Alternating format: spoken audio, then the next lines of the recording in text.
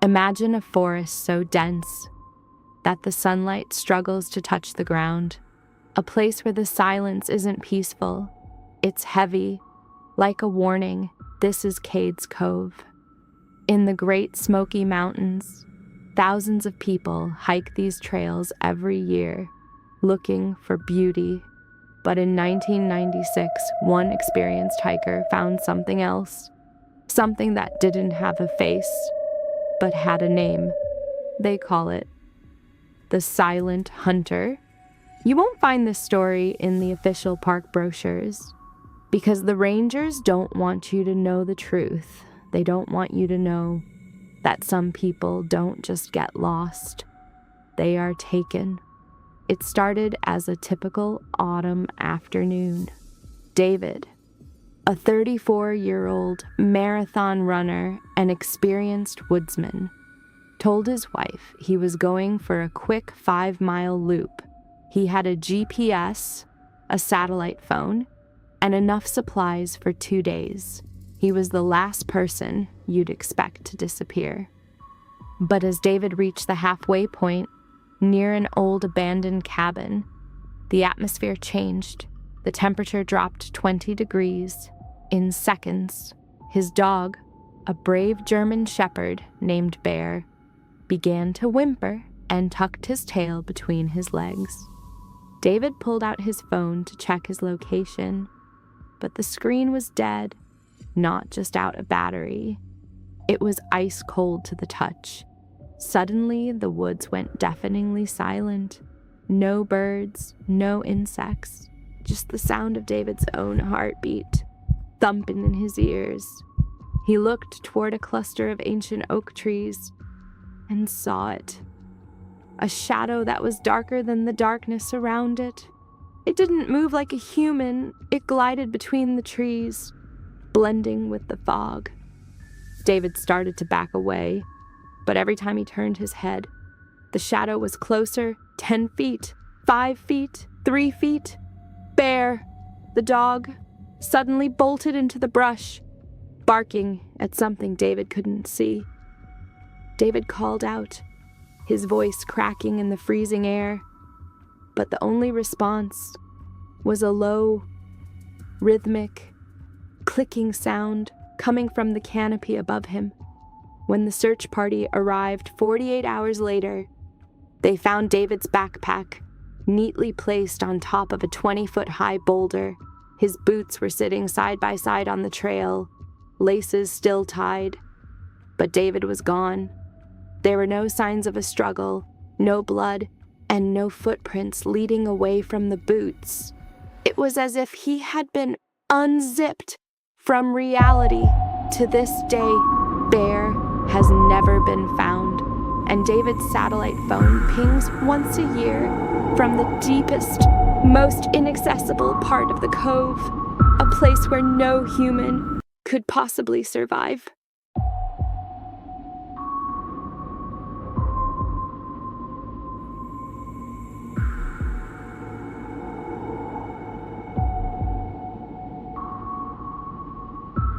Yosemite is a land of giants.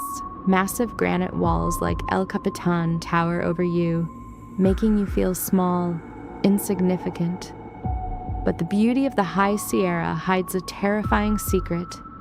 There are spots in these mountains where the air feels thin because the fabric of our world is fraying. In June of 2019, an experienced hiker named Marcus experienced what rangers privately call the Shimmer.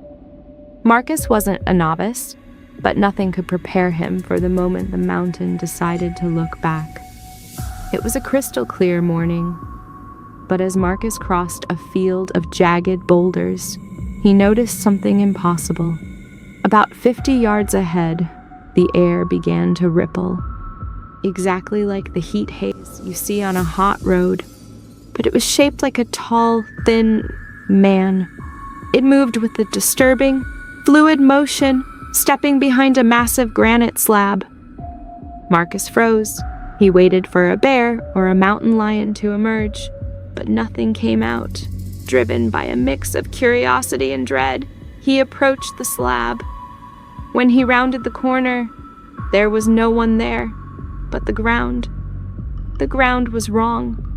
Marcus looked down and saw his own footprints in the dust, but they were leading backward, toward him. He checked his compass. The needle was spinning in frantic, erratic circles. Suddenly, the bright blue sky turned a bruised, sickly purple. The wind died down to a complete, suffocating vacuum. Marcus tried to scream, but no sound left his throat. He looked at his hands and realized they were becoming slightly translucent. Blending into the gray stone, he felt himself fading, being absorbed into the granite. Panicked, he turned and ran blindly. He ran until his lungs felt like they were filled with broken glass. When Marcus finally hit the main road, he collapsed. He checked his watch. It was still the same hour he had started his hike, but his beard had grown an inch, and he was severely dehydrated. His camera, which had been around his neck, was completely melted. The plastic fused into a solid lump. To this day, Marcus refuses to step foot near a mountain. He claims that sometime in a quiet room, he can still hear the rhythmic, metallic humming of the rocks, waiting for him to come back.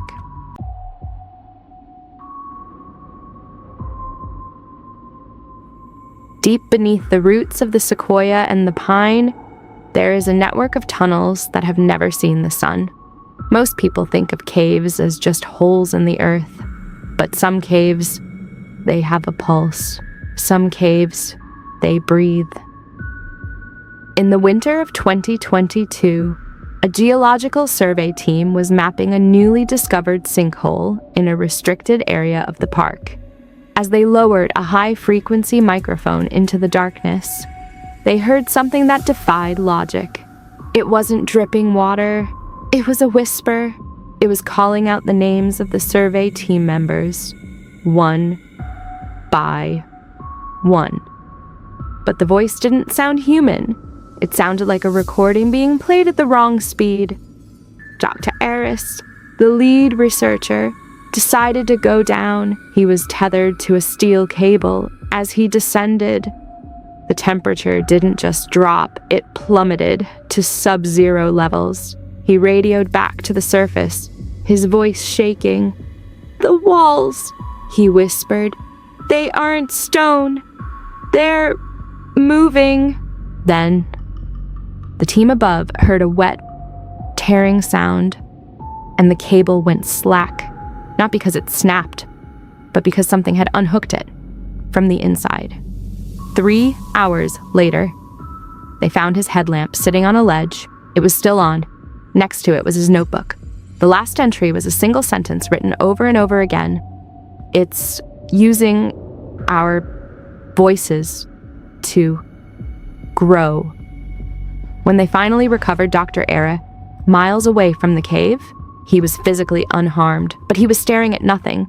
When he finally spoke, months later, he didn't speak in his own voice. He spoke in the voice of a young girl who had gone missing in that same park back in 1984. He recited her last conversation with her mother, word for word, with the exact same pitch and fear. The cave didn't just take his mind. It used him as a vessel to play back its collection of stolen lives. They say if you stand near that sinkhole on a quiet night, you can hear 1,000 different voices, all trying to tell you the same thing. Come closer. We have something to show you.